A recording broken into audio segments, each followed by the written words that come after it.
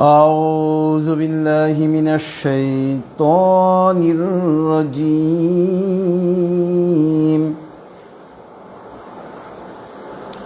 بسم الله الرحمن الرحيم.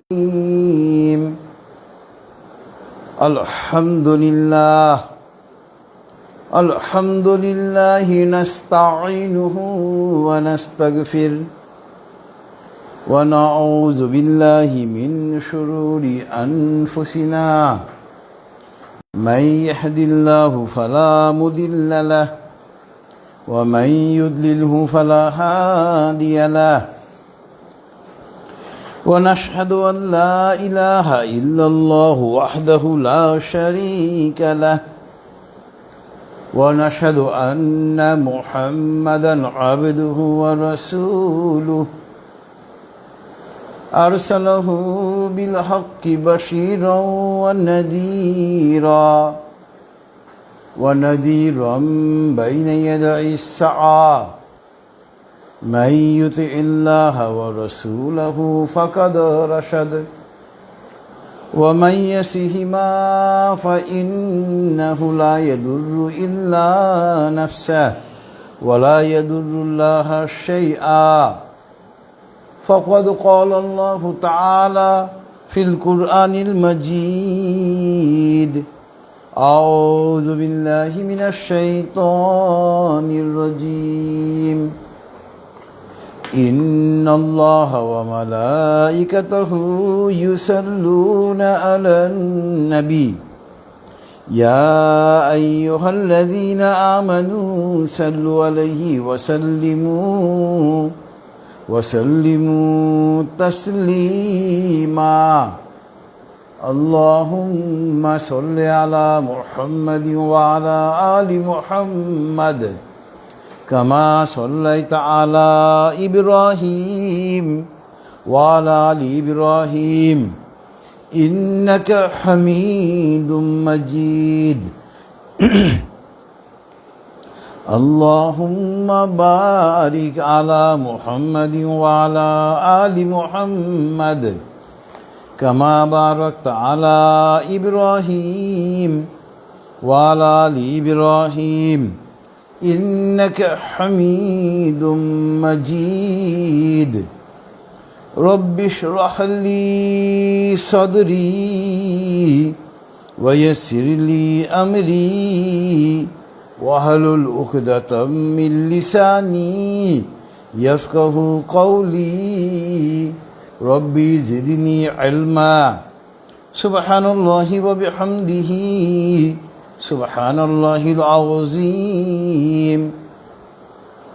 উপস্থিত সম্মানিত হাজিরান মজলিস এবং ফেসবুক লাইভের মাধ্যমে যারা আমাদের সঙ্গে যুক্ত হয়েছেন, আসসালামু আলাইকুম ওয়া রাহমাতুল্লাহি ওয়া বারাকাতুহু।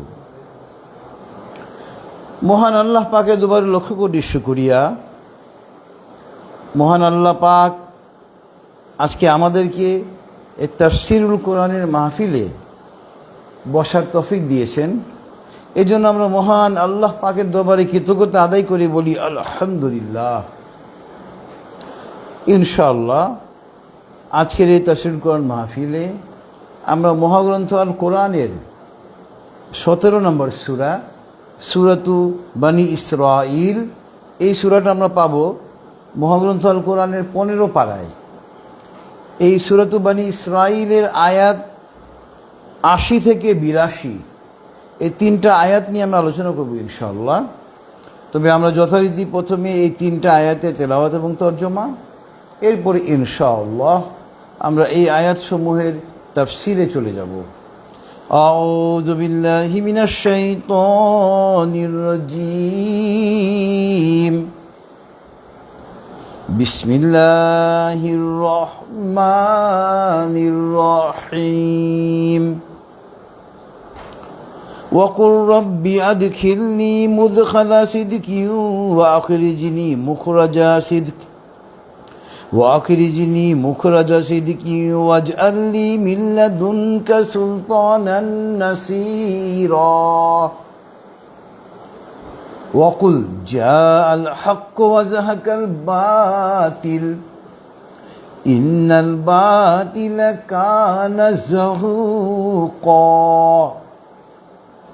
ওয়া নুনাজ্জিলু মিনাল কুরআনি মা হুয়া শিফাউন ওয়া রাহমাতুল লিল মুমিনিন ওয়া লা ইয়াজিদুয যালিমিনা ইল্লা খাসারা। সাদাকাল্লাহুল আলিয়্যুল আযীম ওয়া সাদাকা রাসূলুহুন নাবিয়্যুল কারীম ওয়া নাহনু আলা যালিকা মিনাশ শাহিদিন। সুবহানাল্লাহি ওয়া বিহামদিহি সুবহানাল্লাহিল আযীম। আল্লাহুম্মা সাল্লি আলা মুহাম্মাদিন আবদিকা ওয়া রাসূলিক। বিতাড়িত শয়তান থেকে মহান আল্লাহর কাছে আশ্রয় চাচ্ছি। পরম করুণাময় এবং অসীম দয়ালু আল্লাহর নামে শুরু করছি। ওয়াকুর রব্বি আদখিলনি মুদখালা সিদকি ওয়া আখরিজনি মুখরাজা সিদকি ওয়াজআলনি মিন লাদুনকা সুলতানান নাসীরা।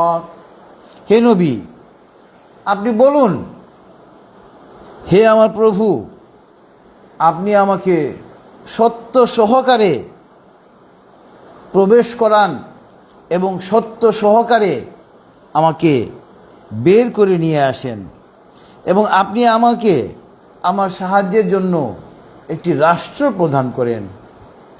ওয়াকুল জাআল হক্ক ওয়া যাহাকাল বাতিল। হে নবী, আপনি আরও বলুন, সত্য এসে গিয়েছে, মিথ্যা পলায়ন করবে। ইন্নাল বাতিলা কানা যাহুকা। নিশ্চয়ই মিথ্যা পলায়নকারী। ওয়া নুনাজ্জিলু মিনাল কুরআনি মা হুয়া শিফাউন ওয়া রাহমাতুল লিল মুমিনিন। আমি মহাগ্রন্থ আল কোরআনের মাধ্যমে আপনার উপরে যা অবতীর্ণ করেছি তা মুমিনদের জন্য আরোগ্য এবং অনুগ্রহ স্বরূপ। ওয়ালা ইয়াজিদুয যালিমিনা ইল্লা খাসারা। এবং অত্যাচারীদের ইহা শুধু ক্ষতি বৃদ্ধি করে।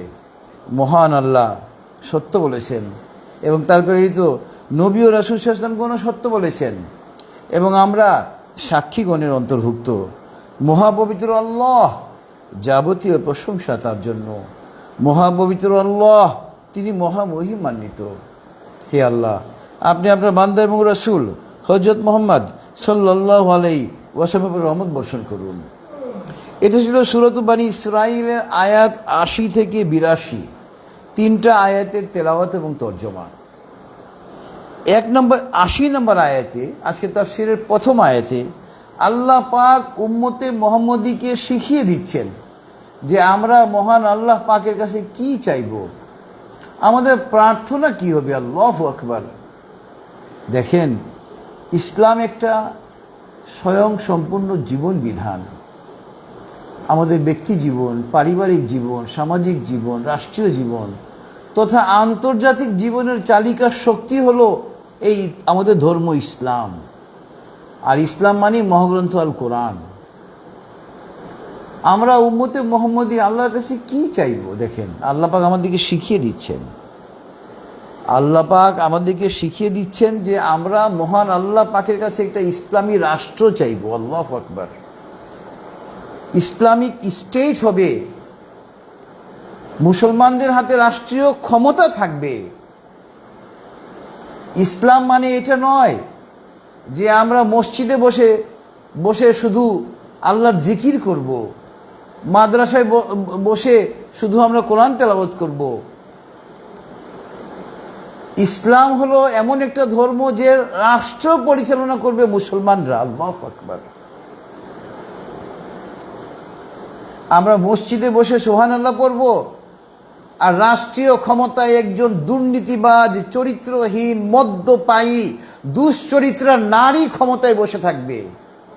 ওই সুবহানাল্লাহ পরে আমি জান্নাতে যেতে পারবো না। আল্লাহর নামে শপথ করে আমি এই কথা বলছি। একজন মুসলমান মাত্রই আমাদেরকে রাষ্ট্রীয়ভাবে ইসলামকে কায়েম করার জন্য প্রচেষ্টা গ্রহণ করতে হবে। এবং আল্লাহ পাক এখানে আমাদেরকে তাই শিখিয়ে দিচ্ছেন। ইসলামী খিলাফত কায়েম করার জন্য আমরা কি করব? প্রচেষ্টা চালাবো। একজন মুসলমান মাত্রই এটা তার উপরে এটা অবশ্য পালনীয় কর্তব্য। তো আজকে আমরা ইনশাআল্লাহ মোটামুটি ইসলামী খিলাফত কায়েমের উপরে আলোচনা করব ইনশাআল্লাহ। আমরা এই দেশে প্রায় ৯৫% লোক মুসলমান, কিন্তু অত্যন্ত দুঃখজনক বিষয় যে আমরা এই দেশে এখনো পর্যন্ত ইসলামী খিলাফত কায়েম করতে পারিনি। সবচাইতে বড় কষ্টের কথা হলো, যখন ব্রিটিশ আমলে ইংরেজরা এই উপমহাদেশটাকে শাসন করত, তখন মোহাম্মদ আলী জিন্নাহ একটা থিওরি দিলেন, 2 নেশনস থিওরি, যাকে বলা হয় দ্বিজাতি তত্ত্ব। উনি 2 নেশনস থিওরি দিয়ে পাকিস্তান রাষ্ট্রের জন্মে একটা ভূমিকা রাখেন। কিন্তু মোহাম্মদ আলী জিন্নাহ সাহেবের পরবর্তী কার্যক্রম করে যা দেখা যায়, পর্যালোচনা করে দেখা যায়, উনি 2 নেশনস থিওরি দিয়েছিলেন শুধুমাত্র ক্ষমতা নেওয়ার জন্য। তার ইসলামী খিলাফত কায়েমের কোনো চিন্তাভাবনা কখনোই ছিল না। নাউজুবিল্লাহি মিন জালিক। দেখেন, রাষ্ট্রীয় ক্ষমতা নেওয়ার জন্য তিনি একটা থিওরি দিলেন, এবং তার এই 2 নেশনস থিওরি, দ্বিজাতি তত্ত্ব এত কার্যকর ছিল যে তার এই দ্বিজাতি তত্ত্বের কারণে ভারতবর্ষ 2 ভাগে বিভক্ত হয়ে গেল। হিন্দুদের জন্য হিন্দু রাষ্ট্র হিন্দুস্তান, ইন্ডিয়া, আর মুসলমানদের জন্য ইসলামী রাষ্ট্র পাকিস্তান। এবং আমরা হলাম পাকিস্তানের অংশ, পূর্ব পাকিস্তান। পাকিস্তান কি এই দেশে ইসলামী খিলাফত কায়েম করেছিল? মোটেই না। মোহাম্মদ আলী জিন্নাহ সাহেবের উদ্দেশ্যই ছিল যে ক্ষমতা গ্রহণ করা, মসনদের আসনে বসা, ইসলামের ঘাড়ে পা দিয়ে মসনদে যাওয়া। নাউজুবিল্লাহি মিন জালিক। আপনি দেখেন, এখনো পর্যন্ত পাকিস্তানে ইসলামী খিলাফত কায়েম হয়নি, অথচ তারা ইসলামের নাম দিয়ে তাদের পাকিস্তান রাষ্ট্রের জন্ম হলো।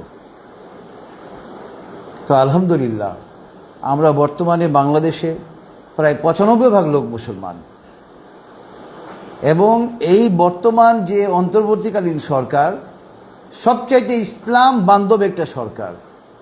আমরা যদি আমাদের এই উপমহাদেশের রাজনীতি নিয়ে গবেষণা করি, মুঘল আমল, সুলতানি আমল, ব্রিটিশ আমল, কোনো আমলেই ইসলামের জন্য, মুসলমানদের জন্য এত বন্ধুত্বপূর্ণ সরকার ছিল না। বর্তমানে যে অন্তর্বর্তীকালীন সরকার সবচাইতে ইসলাম বান্ধব সরকার। আল্লাহু আকবার। এখনই আমাদের মোক্ষম সময় এই বাংলাদেশের মুসলমানদেরকে একত্রিত হয়ে এই দেশে ইসলামী খিলাফত কায়েম করার একটা সুবর্ণ সুযোগ। এই সুযোগ যদি আমরা হাতছাড়া করি, আগামী 500 বছরেও হয়তো আমরা এই দেশে ইসলাম কায়েম করতে পারবো না। তো এই জন্য ইসলামী খিলাফত কায়েম নিয়ে আলোচনা হবে ইনশাআল্লাহ। তো আজকে আমাদের তাফসিরের সঙ্গে প্রাসঙ্গিক অন্যান্য আয়াতের সঙ্গে আমরা চলে যাব। প্রথমে আমরা চলে যাব আজকে তাফসিরের সঙ্গে প্রাসঙ্গিক আয়াত, সূরাতুন নিসার আয়াত নাম্বার 53। সূরাতুন নিসার আয়াত নাম্বার 53-তে দেখেন, যে কথা বলছিলাম যে আমরা মুসলমানরা মসজিদে বসে শুধু জিকির করব, আর একজন চরিত্রহীন, মদ্যপায়ী, দুর্নীতিবাজ লোক ক্ষমতায় থাকবে, ওই মসজিদের জিকির দিয়ে আমাদের কোনো কাজ হবে না। বিগত ফ্যাসিস্ট সরকারের আমলে আপনি দেখেছেন, খুনি হাসিনা, চরিত্রহীন হাসিনা, মোনাফেক হাসিনা, কাফের হাসিনা কিভাবে মুসলমানদের উপরে এই বিগত 16 বছর নির্যাতন চালিয়েছিল, স্টিম রোলার চালিয়েছিল। এটা আমাদের মুসলমানদের অদূরদর্শিতার কারণে, ইসলামী খিলাফত কায়েম না করার কারণে। তা আমরা আজকে তাফসিরের সঙ্গে প্রাসঙ্গিক প্রথম আয়াত হলো সূরাতুন নিসার আয়াত নাম্বার 53। সূরাতুন নিসার আয়াত নাম্বার 53-তে মহান আল্লাহ পাক বলতেছেন, আম লাহুম নাসিবুম মিনাল মুলকি ফাইযান লা ইউতুনান নাসা নাকিরা। ইহুদিদের সম্পর্কে আল্লাহ পাক এই আয়াতে কারিমা নাজিল করেছেন। দেখেন, ইহুদি বনি ইসরাইল কিভাবে ফিলিস্তিনে আমাদের মুসলমান ভাই বোনদেরকে হত্যা করতেছে, প্রতিদিন শত শত মুসলমান ভাই বোনদেরকে হত্যা করতেছে নির্বিচারে। কেননা তারা ফিলিস্তিনের ক্ষমতা, রাষ্ট্রীয় ক্ষমতা তারা তাদের হাতে নিয়ে নিয়েছে। ফিলিস্তিনিরা নিরস্ত্র, তাদের হাতে কিছুই নেই। আল্লাহ পাক বলতেছেন, যদি এই ইহুদিদেরকে ক্ষমতা দেওয়া হয়, রাষ্ট্রীয় ক্ষমতা, তারা তোমাদেরকে, এই নাকির শব্দের অর্থ হলো, আমরা যে খেজুর খাই, খেজুরের ভিতরে বিচির উপরে দেখবেন একটা সাদা আবরণ থাকে, এটা কিন্তু একবারে মূল্যহীন, এটা আমরা ফেলে দেই। আল্লাহ পাক বলতেছেন, যদি ইহুদিদেরকে রাষ্ট্রীয় ক্ষমতা দেওয়া হয়, তাহলে এই ইহুদিরা তোমাদেরকে সামান্যতম কিছু দিবে না, বিন্দু মাত্র তোমাদেরকে কিছু দিবে না। দেখেন, কাফের, মোনাফেককে, ইহুদিকে, মুশরিককে যদি আপনি ক্ষমতা দেন, এই যে দেখেন ভারতবর্ষে, আমাদের পার্শ্ববর্তী রাষ্ট্র ভারতবর্ষে প্রায় 30 থেকে 45 লক্ষ মুসলমান, অথচ কিভাবে হিন্দুরা মুসলমানদেরকে প্রতিদিন হত্যা করতেছে, নির্যাতন চালাচ্ছে। তারা কাফের, তারা মুশরিক, তারা ওই দেশের ক্ষমতা নিয়ে নিয়েছে। আমরা মুসলমানরা মোগল আমলে মুসলমান ছিলাম, নামে মুসলমান ছিলাম, কোরআন থেকে আমরা দূরে ছিলাম। মোগল বাদশাহ, ওই যে আকবর দি গ্রেট বলি, নাউজুবিল্লাহি মিন জালিক, তাকে গ্রেট বলা হয়। ও তো কাফের হয়ে গিয়েছিল, ইসলাম থেকে খারিজ হয়ে গিয়েছিল। এই বাদশাহ আকবর ইসলাম থেকে খারিজ হয়ে নিজে একটা ধর্ম সে প্রবর্তন করেছিল, দ্বীনে ইলাহি নামে, নাউজুবিল্লাহি মিন জালিক। আমরা কেমন মুসলমান? কোরআন হাদিস যদি আপনি না পড়েন, কোরআন হাদিস যদি না বুঝেন, এই 95% লোক মুসলমান এই রাষ্ট্রে, এখানেও তাই হবে এবং বিগত দিনে তাই হয়েছে। তো আল্লাহ পাক বলতেছেন সূরাতুন নিসার আয়াত নাম্বার 53-তে, আমলাহুম নাসিবুম মিনাল মুলকি ফাইযান লা ইউতুনান নাসা নাকিরা। কাফেরকে, মুশরিককে, ইহুদিকে যদি তোমরা রাষ্ট্রীয় ক্ষমতা দিয়ে দাও, তারা তোমাদেরকে বিন্দু মাত্র কিছু দিবে না, সমস্ত কিছু তারা কুক্ষিগত করে নিবে। নাউজুবিল্লাহি মিন জালিক। দেখেন, বিগত আওয়ামী লীগ সরকার, ফ্যাসিস্ট সরকার 16 বছরে কত লক্ষ কোটি ডলার বাংলাদেশের পাচার করে নিয়েছে। 16 বছরে বাংলাদেশকে যেভাবে এই দুর্নীতিবাজ আওয়ামী লীগ শোষণ করেছে, এই দেশের প্রত্যেকটা মানুষ ভিক্ষা করার কথা, এই দেশে দুর্ভিক্ষ হওয়ার কথা। মহান আল্লাহ পাকের বিশেষ হুকুমের কারণে, আল্লাহ পাকের অশেষ অনুগ্রহের কারণে এই দেশটা এখনো টিকে আছে। এটা ছিল সূরাতুন নিসার আয়াত নাম্বার 53, আজকে তাফসীরের সঙ্গে প্রাসঙ্গিক। এরপরে আজকে তাফসীরের সঙ্গে প্রাসঙ্গিক আয়াত হলো সূরাতুন নিসারই আয়াত নাম্বার 105। সূরাতুন নিসার আয়াত নাম্বার 105-এ আল্লাহ পাক বলতেছেন, ইন্না আনজালনা ইলাইকাল কিতাবা বিল হক্কি লিতাহকুমা বাইনান নাসি বিমা আরাকাল্লাহ ওয়া লা তাকুল লিল খায়িনিনা খাসিমা। নিশ্চয় আল্লাহ পাক বলতেছেন 105 নম্বর আয়াত সূরাতুন নিসা, নিশ্চয় আমি এই কিতাব নাজিল করেছি সত্য সহকারে, এবং তোমরা এই কিতাব দিয়ে কি করবে? মানুষের মাঝে বিচার ফায়সালা করবে, যেভাবে আল্লাহ পাক তোমাদেরকে দেখিয়ে দিয়েছেন। এবং তোমরা কখনো খেয়ানতকারীদের পক্ষে বিতর্ক করবে না, চোরদের পক্ষে বিতর্ক করবে না, চোরদেরকে সাহায্য করার জন্য এগিয়ে আসবে না। দেখেন, 1500 বছর আগের আয়াত এই আজকে আমাদের বাংলাদেশের বর্তমান প্রেক্ষাপটে পুরোপুরিভাবে প্রযোজ্য। এই আয়াতে কারিমা নাজিল হয়েছে আল্লাহ রাসূল সাল্লাল্লাহু আলাইহি ওয়াসাল্লামের মদিনা জীবনে। আল্লাহ রাসূল সাল্লাল্লাহু আলাইহি ওয়াসাল্লামের মদিনা জীবনে মুনাফিক সম্প্রদায়ের জন্ম হয়। মুনাফিক কারা? ইযা জাআকাল মুনাফিকুনা ক্বালু নাশহাদু ইন্নাকা লারাসূলুল্লাহ ওয়াল্লাহু ইয়ালামু ইন্নাকা লারাসূলুহু ওয়াল্লাহু ইয়াশহাদু ইন্নাল মুনাফিকিনা লাকাযিবুন। সূরাতুল মুনাফিকুন মহাগ্রন্থ আল কোরআনের 63 নম্বর সূরা। এখানে আল্লাহ পাক মুনাফিকদের ডেফিনেশন দিচ্ছেন, মুনাফিকদের সংজ্ঞা দিচ্ছেন। ইযা জাআকাল মুনাফিকুনা ক্বালু নাশহাদু ইন্নাকা লারাসূলুল্লাহ ওয়াল্লাহু ইয়ালামু ইন্নাকা লারাসূলুহু ওয়াল্লাহু ইয়াশহাদু ইন্নাল মুনাফিকিনা লাকাযিবুন। হে নবী, যখন মুনাফিকরা আপনার নিকটে আসে, তারা বলে আমরা সাক্ষ্য দিচ্ছি আপনি আল্লাহর রসুল। আল্লাহ পাক জানেন আপনি আল্লাহর রসুল। আমি আল্লাহ সাক্ষ্য দিচ্ছি নিশ্চয়ই মুনাফিকরা মিথ্যাবাদী। মুনাফিক কারা? আমরা বাংলায় একটা স্কুলে বাগধারা পড়েছি, বাংলা দ্বিতীয় পত্রে, মিছরির ছুরি, এর অর্থ হলো মুখে মধু অন্তরে বিষ। মুনাফিকরা মুখে মুখে ইসলাম গ্রহণ করে, কিন্তু অন্তরে তারা ইসলামের বিরুদ্ধে বিদ্বেষ পোষণ করে। তো এইরকম একজন মুনাফিক, যে নিজেকে মুসলমান দাবি করত আল্লাহ রসুল সাল্লাল্লাহু আলাইহি ওয়াসাল্লামের মদিনা জীবনে, ওই মুনাফিক কি করেছে? এটা আপনার তাফসিরে আহকামুল কোরআন গ্রন্থে এই ঘটনাটা এসেছে।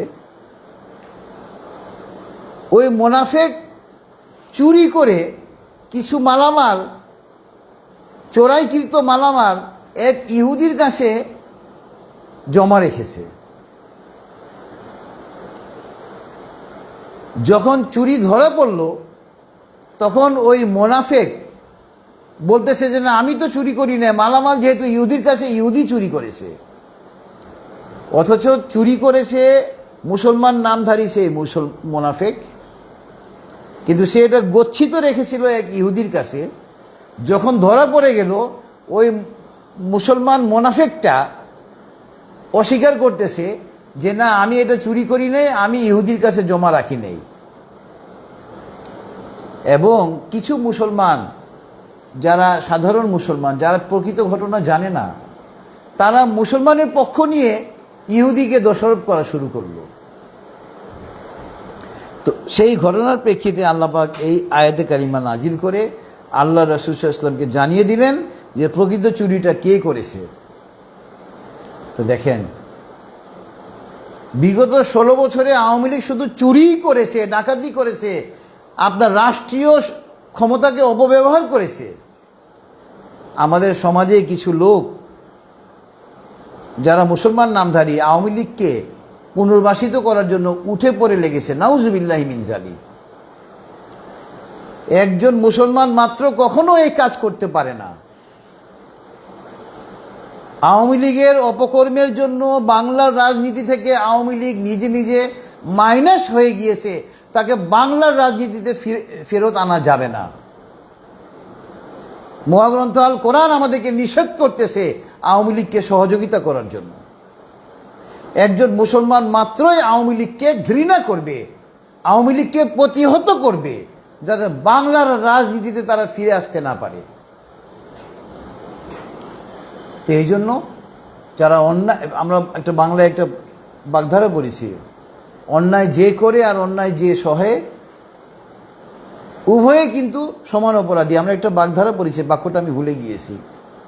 তো এটা তো কোনো বাগধারা না, কোনো মনীষীর কথা না, এটা আমার মহাগ্রন্থ আল কোরআনে আমার আল্লাহ পাকের কথা।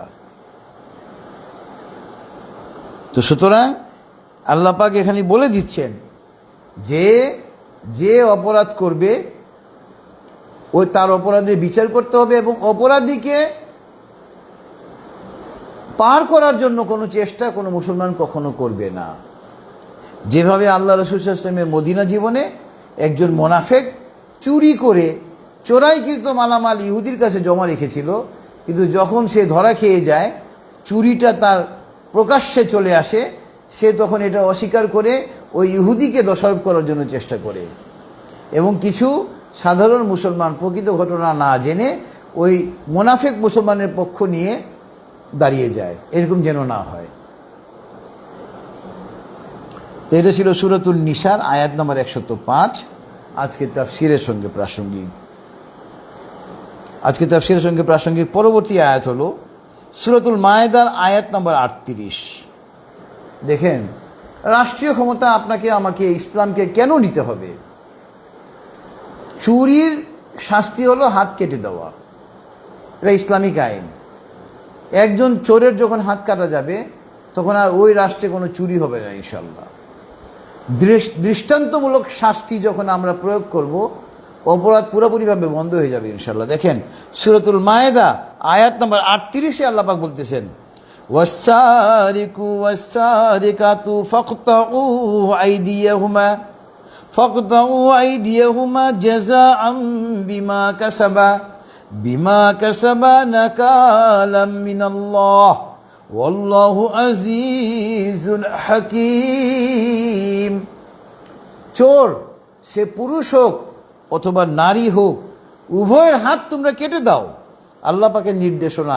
এবং আল্লাহ পাক বলতেছেন এটা হলো জাযাআম বিমা কাসাবা নাকালাম মিনাল্লাহ, এটা মহান আল্লাহ পাকের পক্ষ থেকে দৃষ্টান্তমূলক শাস্তি। চোরের হাত যদি কাটা যায় ওই সমাজে আর চুরি হবে না ইনশাল্লাহ, চুরি চিরতরে বন্ধ হয়ে যাবে। আজকে আমরা চোরের ভয়ে রাতে ঘুমাতে পারি না যে এই চোর এসে গেল কিনা, গ্রিল কেটে বাসায় ঢুকে চুরি করতেছে, আর আমাদের অনুপস্থিতিতে ঢুকে পুরো ফ্ল্যাট খালি করে নিয়ে যাচ্ছে। কিন্তু আমরা যদি এটা ইসলামিক স্টেট হতো, এটা এই দেশে যদি ইসলামিক খিলাফত কায়েম থাকতো, চোরের চুরি প্রমাণিত হওয়া মাত্রই যদি তার হাত কেটে দেওয়ার নির্দেশনা দেওয়া হতো, তার হাত কেটে দেওয়া হতো, এই সমাজে আর চুরি হতো না ইনশাল্লাহ। এই জন্য ইসলামিক খিলাফত কায়েম করতে হবে রাষ্ট্রে। একজন মুসলমান হিসেবে আমাদের এটা দায়িত্ব। এটা ছিল সূরাতুল মায়েদা আয়াত নম্বর 38, যেখানে আল্লাহ পাক বলে দিয়েছেন চোর পুরুষ হোক কিংবা নারী হোক, উভয়েরই হাত তোমরা কেটে দাও, এটা মহান আল্লাহ পাকের পক্ষ থেকে দৃষ্টান্তমূলক শাস্তি। ওয়াল্লাহু আজিজুন হাকিম, আল্লাহ পাক পরাক্রমশালী, তিনি প্রজ্ঞাময়। এরপর আপনার আজকে তাফসীরের সঙ্গে প্রাসঙ্গিক আয়াত হলো সূরাতুল আনআমের আয়াত নম্বর 57। সূরাতুল আনআমের আয়াত নম্বর 57-তে মহান আল্লাহ পাক বলতেছেন, কুল ইন্নী আলা বাইয়িনাতিম মির রাব্বি ওয়া কাযাবতুম বিহি মা ইনদি মা তাস্তাজিলুনা বিহি ইনিল হুকমু ইল্লা লিল্লাহ ইয়াকুসুল হাক্কা ওয়া হুয়া খায়রুল ফাসিলিন। দেখেন, হে নবী আপনি বলুন, বাইয়িনাতিম মির রাব্বি, আমার নিকটে মহান আল্লাহ পাকের পক্ষ থেকে যে কিতাব নাজিল হয়েছে এটা হলো এটা সুস্পষ্ট দলিল, অথচ তোমরা কি করো, এই কিতাবকে মিথ্যা প্রতিপন্ন করো। কাফের মুশরিক তো আছেই, আমাদের মধ্যে অনেক মুসলমান আছে, আব্দুর রহিম আব্দুল করিম নামধারী, আমাদের চারিপাশে বসবাস করে, 5 ওয়াক্ত নামাজও পড়ে। কিন্তু যখন মহাগ্রন্থ আল কোরআন দিয়ে রাষ্ট্র পরিচালনার কথা বলি, তাদের ভিতরে একটা যন্ত্রণা উঠে, তারা এটা সহ্য করতে পারে না। এটা তাদের ভিতরে মুনাফিকির পরিচয়। এবং আল্লাহ পাক বলতেছেন যে আর অনেক মুনাফিকরা দেখবেন বলে, যেমন ধরেন আপনার যে আমি কোরআনকে অবমাননা করলাম, আমি কোরআন মানলাম না, আমার পরে তো এখনও কোনো শাস্তি এলো না, নাউজুবিল্লাহি মিন যালিক। আল্লাহ রাসূল বলতেছেন এই যে তোমরা এই যে শাস্তিকে ত্বরান্বিত করতে বলো, এই শাস্তি হলো আমার প্রভুর নিকটে, এটার আয়ত্ত তো আমার না, এটা তো আমার অধীন নয়। এই জন্য কাফের মুশরিকরা, মুনাফিকরা আমাদের মুসলমানদেরকে অনেক কথা বলবে আমাদের ধর্ম থেকে বিচ্যুত করার জন্য, তাদের ওই কথায় কর্ণপাত করা যাবে না আপনার এই। এবং আল্লাহ পাক বলতেছেন ইনিল হুকমু ইল্লা লিল্লাহ, যে এই যে জমিনটা মালিক কে? আল্লাহ পাক। এই জন্য এই জমিনে আল্লাহ পাকের হুকুমই চলবে। এবং আপনার গায়েবের মালিক একমাত্র আল্লাহ পাক। আল্লাহ পাক কখন কাকে শাস্তি দিবেন এটা একমাত্র আল্লাহ পাকই জানেন। এবং এখানে একটা হাদিস আমরা রেফার করব, আব্দুল্লাহ ইবনে উমর থেকে হাদিসখানা বর্ণিত হয়েছে। যে 5টা বিষয়ের জ্ঞান আল্লাহ পাক কাউকে দেননি। এই 5টা বিষয়ের জ্ঞান মহান আল্লাহ পাক তার নিজের কাছে রেখে দিয়েছেন। প্রথম হলো মাতৃগর্ভে কি রয়েছে, এটা একমাত্র আল্লাহ পাকই জানেন। এখন অনেকে এই কথা বলতে পারেন আপনারা যে এখন তো আল্ট্রাসোনোগ্রামের যুগ, আধুনিক চিকিৎসার বদৌলতে আমরা আল্ট্রাসোনোগ্রাম করে জানতে পারি মাতৃগর্ভের ছেলে না মেয়ে। এটার ব্যাখ্যা হচ্ছে মাতৃগর্ভে কি আছে, অর্থাৎ মাতৃগর্ভে যে সন্তান রয়েছে এই সন্তান কি ভালো হবে না মন্দ হবে, এটা একমাত্র আল্লাহ পাকই জানেন। আল্ট্রাসোনোগ্রাম দিয়ে তো আর ভালো মন্দ নির্ধারণ করা সম্ভব না। এরপরে হলো আগামীকালকে কি হবে, এটা আমরা জানি না, একমাত্র আল্লাহ পাক জানেন। আপনার বৃষ্টি কখন হবে এটাও একমাত্র আল্লাহ পাক জানেন। এই যে এখন অনেক ডিভাইস বের হয়েছে যে মোবাইলে এসে যায় এতটা সময় বৃষ্টি হবে, কিন্তু দেখা যায় হয় না। তারা কিছুটা আলামত পেয়ে বলে, কিন্তু বেশিরভাগ ক্ষেত্রে দেখা যায় তাদের ডিভাইসের যে একটা ভবিষ্যৎবাণী ওটা পূর্ণ হয় না। যেমন আজকেও আমার ছেলে আমাকে বললো যে আব্বু মোবাইলে খবর এসছে বৃষ্টি হবে, মুষলধারে বৃষ্টি হবে, কিন্তু আজকে বৃষ্টি হয়নি আমাদের এই সিলেট অঞ্চলে। তো যাই হোক, বৃষ্টি কখন হবে এটাও একমাত্র আল্লাহ পাকই জানেন, এই খবরও আল্লাহ পাক মানুষের হাতে দেননি। এরপরে মানুষের মৃত্যু কোথায় হবে একমাত্র আল্লাহ পাকই জানেন। আর পঞ্চমত, মানুষের মৃত্যু কখন হবে এটাও একমাত্র আল্লাহ পাক জানেন। তা আপনার এটা ছিল সূরাতুল আনআমের আয়াত নম্বর 57, আজকের তাফসিরের সঙ্গে প্রাসঙ্গিক। এরপরে আপনার আজকের তাফসিরের সঙ্গে প্রাসঙ্গিক আয়াত হলো সূরা তাওবার আয়াত নম্বর 29। সূরা তাওবার আয়াত নম্বর 29-এ মহান আল্লাহ পাক বলতেছেন, قاتلوا الذين لا يؤمنون بالله ولا باليوم الآخر ولا يحرمون ما حرم الله ورسوله ولا يدينون دين الحق من الذين أوتوا الكتاب حتى يؤتوا الجزية عن يد وهم صاغرون। দেখেন, ইসলামকে কায়েম করার জন্য আমরা কি পরিমাণ জিহাদ করব আল্লাহ পাক এখানে উল্লেখ করে দিয়েছেন যে হে মুসলমানরা, তোমরা আহলে কিতাবদের বিরুদ্ধে, এখন যেমন ইহুদি, এই যে দেখেন ইহুদি প্রতিদিন ফিলিস্তিনে আমাদের মুসলমান ভাই বোনদেরকে হত্যা করতেছে, অথচ আমরা মুসলমানরা সরওয়ার্দী উদ্যানে একত্রিত হয়ে লক্ষ লক্ষ লোক প্রতিবাদ জানাই। এই প্রতিবাদ দিয়ে কি হবে? কিন্তু আমরা যদি এই রাষ্ট্র ইসলামী রাষ্ট্র হতো, ইহুদিদের বিরুদ্ধে এখন সামরিক অভিযান প্রেরণ করার উপযুক্ত সময়। সামরিক অভিযান প্রেরণ করে ইহুদিকে পৃথিবী থেকে নিশ্চিহ্ন করে দেওয়া উচিত। মুসলমানদের উপর এখন ইহুদিদের বিরুদ্ধে যুদ্ধ করা ফরজ। কিন্তু আমরা এখানে ইসলামী খিলাফত নাই, আমরা ওই মূর্খতন্ত্র, গণতন্ত্রের নামে মূর্খতন্ত্র আমাদের এখানে প্রচলন। নাউজুবিল্লাহি মিন যালিক। একজন মুহাদ্দিস, একজন আলেম, একজন পিএইচডি ডিগ্রি হোল্ডার, একজন এমবিবিএস ডাক্তার, একজন সুপ্রিম কোর্টের আইনজীবী, একজন সুপ্রিম কোর্টের প্রধান বিচারপতি, তার ভোটের যে মূল্য, রাস্তায় যে একজন রিক্সা চালায় তার ভোটের মূল্য সেম। এটা কি মূর্খতন্ত্র নয়? এটা অবশ্যই মূর্খতন্ত্র। এই গণতন্ত্র ইসলাম অ্যালাউ করে না। ইসলামে হলো মজলিসুস শুরা হবে, শুরার সদস্যরা হবে ওয়েল কোয়ালিফাইড, ইসলামের স্বয়ংসম্পূর্ণ জ্ঞান রাখবে, অন্যান্য জ্ঞান রাখবে। তারা শুরার সদস্যবৃন্দ সরকার প্রধানকে নির্বাচিত করবে। তা আজকে আমাদের দেশে ইসলামী খিলাফত নাই বিধায় এই ইসরায়েলের বিরুদ্ধে আমরা শুধু সরওয়ার্দী উদ্যানে লাফালাফি করে শেষ। এটা দিয়ে কি হবে? এই জন্য ইসলামী খিলাফত যদি আজকে আমাদের রাষ্ট্রে কায়েম থাকতো, আমরা ইসরায়েলের বিরুদ্ধে সামরিক অভিযান প্রেরণ করতাম বাংলাদেশ থেকে। আর আমাদের পার্শ্ববর্তী রাষ্ট্র ভারতে মুসলমানদেরকে প্রত্যেক দিন হত্যা করা হচ্ছে, মুসলমানদেরকে নাজেহাল করা হচ্ছে। এই মুশরিক হিন্দুরা, এই কাফেররা প্রতিদিন মুসলমানদেরকে হত্যা করতেছে, মসজিদ ভাঙতেছে, মুসলমানদের ঘর বাড়ি ভাঙতেছে, রাস্তায় প্রাইভেট কার থামিয়ে থামিয়ে তারা মুসলমান শনাক্ত করে অত্যাচার করতেছে। তা আমরা যদি ইসলামী খিলাফত কায়েম থাকতো, ভারতবর্ষে আমরা আজকে সামরিক অভিযান প্রেরণ করতাম, ভারতবর্ষে জয় করে ভারতবর্ষকে তাওহীদের পতাকার অধীনে আমরা আনতাম ইনশাল্লাহ। এই জন্য ইসলামী খিলাফত কায়েম করতে হবে। ইসলামী খিলাফত কায়েমের কোনো বিকল্প নেই।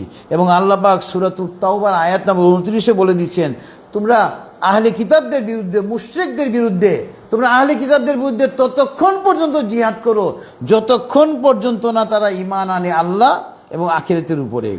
এবং তোমরা যা হারাম বলো তারা তা হারাম বলে, তোমরা যা হালাল বলো তারা যেন তা হালাল বলে। এবং ততক্ষণ পর্যন্ত তোমরা তাদের বিরুদ্ধে জিহাদ করো যতক্ষণ পর্যন্ত না তারা তোমাদের কাছে নতজানু হয়। এবং কাফেররা যতক্ষণ পর্যন্ত তোমাদের কাছে জিজিয়া প্রদান না করে। দেখেন, ইসলামী রাষ্ট্র, ইসলামী রাষ্ট্রে অমুসলিমরা থাকতেই পারে। ইসলাম কত চমৎকার ধর্ম। তো এই যে অমুসলিমরা ইসলামী রাষ্ট্রে থাকবে, তো অমুসলিমদের উপর তো জিহাদ ফরজ না, কিন্তু অমুসলিমদেরকে নিরাপত্তা দিচ্ছে ইসলামী রাষ্ট্রের সেনাবাহিনী। এই জন্য তাদেরকে জিজিয়া দিতে হবে, অমুসলিমদেরকে কর দিতে হবে। আল্লাহু আকবার, কত চমৎকার বিধিবিধান। এটা ছিল সূরাতুত তাওবার আয়াত নম্বর 29। এই যে ভারতবর্ষের ঘটনা দেখে অত্যন্ত ব্যথিত হই। এখনই উপযুক্ত সময় আমাদের দেশে যে এই অন্তর্বর্তীকালীন সরকার যে নির্বাচনের ব্যবস্থা করবে, ওই নির্বাচনে আমরা ইসলামী দল কর্তৃক মনোনীত প্রার্থীকে ভোট দিয়ে ইসলামী খিলাফত এই রাষ্ট্রে কায়েম করব। আর অত্যন্ত একটা সুসংবাদ হচ্ছে, আমাদের বাংলাদেশে বিরাজমান ইসলামী দলগুলোর মধ্যে একটা ঐক্য প্রায় শেষ পর্যায়ে, আলহামদুলিল্লাহ ঐক্য হয়ে যাচ্ছে ইনশাল্লাহ। সমস্ত ইসলামী দল একত্রিত হচ্ছে আলহামদুলিল্লাহ। এরপরে এই সূরাত তাওবার আয়াত নম্বর 33, সূরাত তাওবার আয়াত নম্বর 33-এ আল্লাহ পাক বলতেছেন, হুয়াল্লাযী আরসালা রাসূলাহু বিল হুদা ওয়াদ-দীনুল হক ওয়াদীনুল হক্কি লিইয়ুযহিরাহু আলাদ-দীনি কুল্লিহি ওয়ালাউ কারিহাল মুশরিকুন। এই দেখেন, আল্লাহ পাক বলতেছেন, এই যে আমি রাসূলগণকে পাঠিয়েছি দুনিয়াতে ধর্ম প্রচার করার জন্য, ইসলাম ধর্ম প্রচার করার জন্য, এবং এটাই সত্য ধর্ম। আর এই ধর্মটা কি হবে? অন্যান্য সমস্ত ধর্মের উপরে বিজয়ী হবে। আল্লাহু আকবার। আমরা ইসলাম ধর্মের অনুসারী, আমাদেরকে বিজয় দান করবেন মহান আল্লাহ পাক। এবং আল্লাহ পাক বলতেছেন যে ওয়ালাউ কারিহাল মুশরিকুন, ইসলাম বিজয় হবেই, ইসলামে বিজয় হবেই, মুসলমানরা বিজয়ী হবেই। এবং সূরা আনফালের আয়াত নম্বর 65-তে আল্লাহ পাক বলে দিয়েছেন যে একজন মুসলমান 10 জন কাফেরকে পরাজিত করার শক্তি রাখে। আল্লাহু আকবার। আমরা মুসলমানরা কাফেরদের বিরুদ্ধে 10 গুণ বেশি শক্তিশালী। আল্লাহু আকবার। এবং আল্লাহ পাক মুসলমানদেরকে বিজয়ী করবেনই। এটা মুশরিকদের কাছে যতই অপছন্দনীয় হোক না কেন, আল্লাহ পাক মুসলমানদেরকে বিজয়ী করবেনই ইনশাআল্লাহ। এটা ছিল সূরাতুত তাওবার আয়াত নম্বর 33। এরপরে আপনার আজকে তাফসীরের সঙ্গে প্রাসঙ্গিক আয়াত হলো সূরাতুল আম্বিয়ার আয়াত নম্বর 73। সূরাতুল আম্বিয়ার আয়াত নম্বর 73-এ আল্লাহ পাক বলতেছেন, ওয়াজআলনাহুম আইম্মাতান ইয়াহদুনা বিআমরিনা আওহাইনা ইলাইহিম ফি'লাল খায়রাতি ওয়া ইকামাস সালাহ وإقام الصلاة وإيتاء الزكاة وكانوا لنا عابدين। আমি পৃথিবীতে যত নেতৃত্ব দিয়েছি, যাদেরকে নেতৃত্ব দিয়েছিলাম তাদের কাজ কি ছিল? তারা মানুষকে হেদায়েতের দিকে আহ্বান করেছে, নেক কাজের দিকে আহ্বান করেছে, নামাজ কায়েম করেছে, যাকাত প্রদান করেছে, এবং তারা ছিল আল্লাহ পাকের পরহেজগার বান্দা।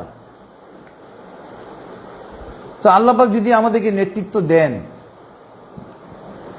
আমাদের দায়িত্ব হবে এবং নেক কাজ প্রতিষ্ঠা করা, সলাৎ কায়েম করা, জাকাত আদায় করা। এবং এই কথাটা আল্লাহ পাক আরও পরিষ্কারভাবে সূরাতুল হজের আয়াত নম্বর 41-এ এটা বর্ণনা করেছেন। আল্লাহ পাক যদি মুসলমানদেরকে রাষ্ট্রীয় ক্ষমতা দেন, তখন মুসলমানদের দায়িত্ব এবং কর্তব্য কি হবে দেখেন। আল্লাহ পাক সূরাতুল হজের আয়াত নম্বর 41-এ এটা বর্ণনা করতেছেন। এখানে আল্লাহ পাক বলতেছেন, আল্লাযীনা ইম্মাক্কান্নাহুম ফিল আরদি আকামুস সালাত ওয়া আতাউজ যাকাত ওয়া আমারু বিল মা'রুফি ওয়া নাহাউ আনিল মুনকার ওয়ালিল্লাহি আকিবাতুল উমুর। দেখেন, আপনাকে যদি বাংলাদেশের রাষ্ট্রীয় ক্ষমতায় অধিষ্ঠিত করা হয়, আপনার দায়িত্ব কি হবে? আপনার একজন মুসলমান মাত্রই আপনার দায়িত্ব হবে 4টা। মহাগ্রন্থ আল কোরআনে সূরাতুল হজের আয়াত নম্বর 41-এ আল্লাহ পাক এটা বর্ণনা করে দিচ্ছেন। আল্লাহ পাক বলতেছেন, যখন আমি নেক বান্দাদেরকে রাষ্ট্রীয় ক্ষমতা দিই, তারা কি করে? নামাজ কায়েম করে, জাকাত আদায় করে, মানুষকে ভালো কাজের দিকে আহ্বান করে এবং মানুষকে অন্যায় কাজ থেকে ফিরিয়ে রাখে। আল্লাহু আকবার। এবং এই সমস্ত কার্য করার পরে এই কাজের ফলাফলের জন্য সে মহান আল্লাহ পাকের উপরে নির্ভরশীল থাকে।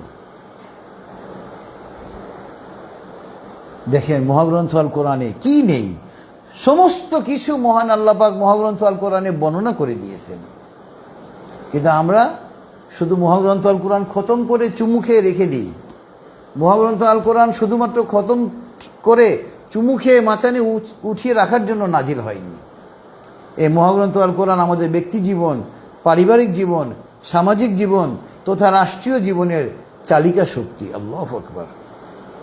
এখন আমরা চলে যাব আজকে তাফসীরের সঙ্গে প্রাসঙ্গিক একটা হাদিস। আপনার এই হাদিস বর্ণনা করেছেন উম্মুল মুমিনিন মা আয়েশা রাদিয়াল্লাহু আনহা।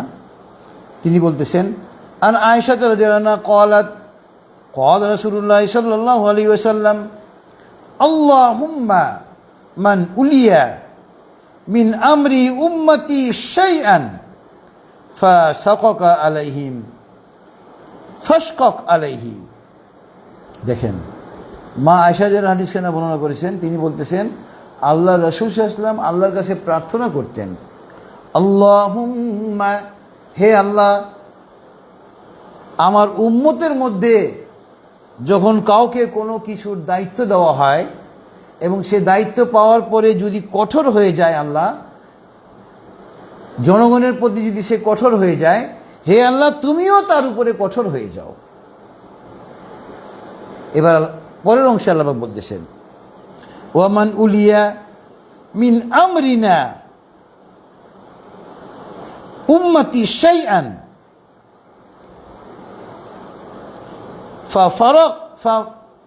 ফারফাক বিহি রাওয়াহু মুসলিম। দেখেন, আল্লাহ রাসূল সাল্লাল্লাহু আলাইহি ওয়াসাল্লাম দোয়া করেছেন আল্লাহর কাছে যে, হে আল্লাহ, আমার উম্মতের মধ্যে যদি কাউকে নেতৃত্ব দেওয়া হয় এবং নেতৃত্ব পাওয়ার পরে যদি সে প্রজাদের উপরে কঠোর হয়ে যায়, তুমিও তার উপরে কঠোর হয়ে যাও। আর যদি সে নেতৃত্ব পাওয়ার পরে প্রজাদের উপরে যদি বিনয়ী হয়, নরম হয়ে যায়, তুমিও তার উপরে রহমত বর্ষণ করো। আল্লাহু আকবার। রাওয়াহু সহিহ মুসলিম। সুতরাং আমাদের মধ্যে যদি আল্লাহ পাক কাউকে রাষ্ট্রীয় ক্ষমতায় অধিষ্ঠিত করেন, আমাদের দায়িত্ব হবে রাষ্ট্রীয় ক্ষমতা পাওয়ার পরে আমরা যেন কোনো ক্ষমতার অপব্যবহার না করি। ক্ষমতার অপব্যবহার যেন আমরা না করি। বিগত ফ্যাসিস্ট সরকারের আমলে দেখেছি ক্ষমতার এমন অপব্যবহার করেছে যে সে কোনো বিনয়ী নম্রতা তার মধ্যে ছিল না, শুধু মানুষের উপর অত্যাচার করেছে।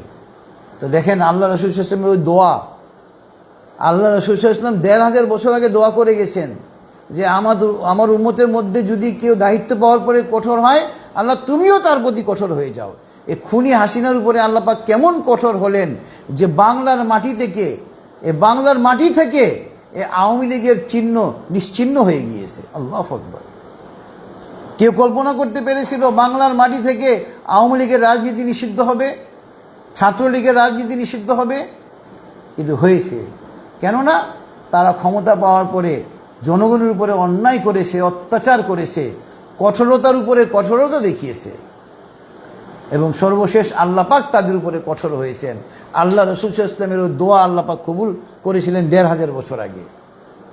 তো ইসলাম যে সত্য ধর্ম, সহিহ মুসলিমের সহিহ হাদিস প্রমাণিত। তো আলহামদুলিল্লাহ, যেটুকু আলোচনা হলো, মহান আল্লাহ পাক আমাদেরকে তার উপরে আমল করার জন্য তৌফিক দান করুন, এবং এই দেশে আল্লাহ পাক যেন ইসলামী খিলাফত কায়েম করে দেন। এভাবে আমাদের প্রত্যেককে আমাদের যার যার অবস্থান থেকে চেষ্টা চালাতে হবে। তো আলহামদুলিল্লাহ, দোয়া হবে। আমরা সবাই একবার দরুদ ইব্রাহিম পড়ি। আল্লাহুম্মা সাল্লি আলা মুহাম্মাদ ওয়া আলা আলি মুহাম্মাদ কামা সাল্লাইতা আলা ইব্রাহিম ওয়া আলা আলি ইব্রাহিম ইন্নাকা হামিদুম মাজিদ। আল্লাহুম্মা বারিক আলা মুহাম্মাদ ওয়া আলা আলি মুহাম্মাদ কামা বারাকতা আলা ইব্রাহিম ওয়া আলা আলি ইব্রাহিম ইন্নাকা হামিদুম মাজিদ। আল্লাহুম্মা আমিন। ربنا تقبل منا إنك أنت السميع العليم. اللهم اغفر لحينا وميتنا وشاهدنا وغائبنا وصغيرنا وكبيرنا وذكرنا وأنثانا. اللهم من أحييته منا فأحيه على الإسلام، ومن توفيته منا فتوفه على الإيمان. ربنا ظلمنا أنفسنا وإن لم تغفر لنا وترحمنا لنكونن من الخاسرين. ربنا آتنا في الدنيا حسنة وفي الآخرة حسنة وقنا عذاب النار. رب ارحمهما كما ربياني صغيرا. رب هب لي من الصالحين. رب زدني علما. أستغفر الله. اللهم إني أسألك الهدى والتقى والعفاف والغنى. হে আল্লাহ, আমরা তোমার কিছু বান্দা বান্দি মওলা, এই আজকে তাফসীর কোরআন মাহফিলে একত্রিত হয়েছি মওলা। তোমার মহাগ্রন্থ আল কোরআন থেকে আলোচনা হয়েছে, তোমার হাবিবের হাদিস থেকে আলোচনা হয়েছে মওলা। মওলা, আমাদের এই পড়া, বলা, শোনা, বুঝা এবং বুঝানোর মধ্যে অনেক ভুল হয়েছে মওলা। মওলা, তুমি তো ক্ষমাশীল, তুমি ক্ষমা করতে পছন্দ করো মওলা। মওলা, আমাদের এই পড়া, বলা, শোনা, বুঝা এবং বুঝানোর ভুল ত্রুটি ক্ষমা করে আমাদের এই মাহফিলকে তুমি কবুল করে নাও মওলা। মওলা, আমাদের এই মাহফিলকে তুমি আমাদের জন্য নাজাতের জারিয়া করে দাও মওলা। মওলা, আমাদেরকে আরবি ভাষা, বাংলা ভাষা, ইংরেজি ভাষার উপরে অগাধ পারদর্শিতা দান করো মওলা, যাতে করে সারা বিশ্বে তোমার কালামে পাকের বাণীকে আমরা ছড়িয়ে দিতে পারি মওলা। তুমি আমাদেরকে সেই তৌফিক দান করো মওলা। মওলা, আমরা যারা হাত তুলেছি মওলা, আমরা আমাদের জীবনের জানা অজানা, ইচ্ছা অনিচ্ছাই করা সমস্ত গুনাহ নিয়ে তোমার দরবারে তওবা করতেছি মওলা। তুমি আমাদের তওবাকে কবুল করে নাও মওলা। আমাদের গুনাহসমূহকে তুমি মাফ করে দাও মওলা। আমাদের গুনাহসমূহকে তুমি নেকির দ্বারা ভরপুর করে দাও মওলা। মওলা, আমাদের এই প্রিয় বাংলাদেশে মওলা তুমি ইসলামী খিলাফত কায়েম করে দাও মওলা। মওলা, এমন একজনকে বাংলাদেশের রাষ্ট্রের মধ্যে অধিষ্ঠিত করো মওলা, এমন এক দলকে বাংলাদেশের রাষ্ট্রের মধ্যে অধিষ্ঠিত করো মওলা, যে মহাগ্রন্থ আল কোরআন এবং সহিহ হাদিস দিয়ে এই দেশে প্রকৃত ইসলামী খিলাফত কায়েম করে দিবে মওলা। মওলা, আমাদেরকে ইসলামী খিলাফত কায়েম করার তৌফিক দান করো মওলা। মওলা, এই বনি ইসরায়েলকে পৃথিবী থেকে নিশ্চিহ্ন করে দাও মওলা। ফিলিস্তিন থেকে তুমি চূড়ান্ত বিজয় দান করো মওলা। মওলা, বিশেষ করে মওলা, আমাদের পার্শ্ববর্তী রাষ্ট্র ভারতের মুসলমানরা অনেক কষ্টে আছে মওলা। ওখানকার মুশরিকরা, কাফেররা, হিন্দুরা তাদের উপরে অত্যাচার করতেছে মওলা, প্রতিদিন তাদেরকে হত্যা করতেছে মওলা, তোমার ঘর মসজিদ ভাঙতেছে মওলা। মওলা, ভারতকে তুমি ধ্বংস করে দাও মওলা। ভারতে তুমি ইসলামী খিলাফত কায়েম করে দাও মওলা। ভারতের কর্তৃত্ব আবার তুমি মুসলমানদের হাতে দিয়ে দাও মওলা। মওলা, মার্কিন যুক্তরাষ্ট্র ইসলামের শত্রু মওলা, তুমি মার্কিন যুক্তরাষ্ট্রকে ধ্বংস করো মওলা। ফ্রান্সকে ধ্বংস করো মওলা, ব্রিটেনকে ধ্বংস করো মওলা। পৃথিবীতে ইসলামের শত্রুদেরকে তুমি ধ্বংস করে দাও মওলা। মওলা, সারা বিশ্বে তুমি মওলা ইসলামকে কায়েম করে দাও মওলা। মওলা, এই দেশের বেশিরভাগ লোক গরিব মওলা। মওলা, তাদের পরিবারের অভিভাবকরা সকালবেলা খালি হাতে রিজিকের তালাশে বের হয় মওলা। মওলা, তাদের পরিবারের অন্যান্য সদস্য তাদের দিকে চেয়ে থাকে মওলা। মওলা, এই দেশের কোনো লোক যেন কোনোদিন খালি হাতে ঘরে না ফিরে মওলা, তুমি সেই তৌফিক দান করো মওলা। মওলা, আমাদের প্রত্যেককে প্রতিদিন পর্যাপ্ত পরিমাণে হালাল রিজিক নিয়ে ঘরে প্রবেশ করেন তৌফিক দান করো মওলা। মওলা, তুমি তো অমুখাপেক্ষী মওলা, আমরা কেবল তোমার মুখাপেক্ষী মওলা। তুমি ছাড়া পৃথিবীর কোনো ব্যক্তির কাছে, কোনো সংস্থার কাছে আমাদের মুখাপেক্ষী করো না মওলা। আমাদের সকল নেক হাজত তুমি গাইবী সাহায্যে পূর্ণ করে দাও মওলা। মওলা সারা বিশ্বে মুসলমানদেরকে তুমি হেফাজত করো মওলা। Bangladesh, Bharat, Pakistan, Syria, Lebanon, Iran, Iraq, Afghanistan, ফিলিস্তিন, আফ্রিকা, সারা বিশ্বের মুসলমানরা মওলা যেখানে কাফের এবং মুনাফিকদের সাথে দ্বন্দ্বে লিপ্ত আছে মওলা, তুমি আসমান থেকে ফেরেশতা অবতীর্ণ করে মওলা মুসলমানদেরকে স্থায়ী চূড়ান্ত বিজয় দান করো মওলা। কাফেরদেরকে, মুনাফিকদেরকে চিরতরে পরাজিত করো মওলা। মওলা আমরা যারা হাত তুলেছি মওলা, তুমি তো আমাদের প্রত্যেকের মনের খবর জানো মওলা। আমাদের প্রত্যেকের মনের নেক উদ্দেশ্যকে তুমি পূর্ণ করে দাও মওলা। মওলা তুমি আমাদের রিজিকে বরকত দাও মওলা, আমাদের হায়াতে বরকত দাও মওলা, আমাদের মান সম্মানে বরকত দাও মওলা, আমাদের এলেমে বরকত দাও মওলা। মওলা আমাদের জন্য যা যা কল্যাণকর মওলা, অথচ আমরা চাইনি সমস্ত কিছু আমাদেরকে দিয়ে দাও মওলা। মওলা আমাদের মধ্যে যাদের মাতা পিতা, নানা নানি, দাদা দাদি, শ্বশুর শাশুড়ি, মা বাবা, ভাই বোন, চাচা চাচি, মামা মামি, ফুপা ফুপু, যত আত্মীয় স্বজন মৃত্যুবরণ করেছে মওলা, তাদের সকলকে তুমি ক্ষমা করে দাও মওলা। তাদের সকলের কবরের আযাব তুমি কিয়ামত পর্যন্ত মাফ করে দাও মওলা। মওলা তাদের জন্য তুমি বিনা হিসেবে জান্নাতুল ফেরদৌসের ফায়সালা করে দাও মওলা। বলা আমরা যারা হাত তুলেছি মওলা, আমরাও হিসাব দিতে পারবো না। বলা আমাদেরকেও বিনা হিসেবে জান্নাতুল ফেরদৌসে যাওয়ার তৌফিক দিও মওলা। মওলা মহাগ্রন্থ আল কোরআনের ওসিলায় মওলা আমাদের দোয়াকে কবুল করে না মওলা। ওয়াসাল্লাল্লাহু তাআলা আলা খাইরি খালকিহি মুহাম্মাদি ওয়া আলা আলিহি ওয়া আসহাবিহি আজমাইন।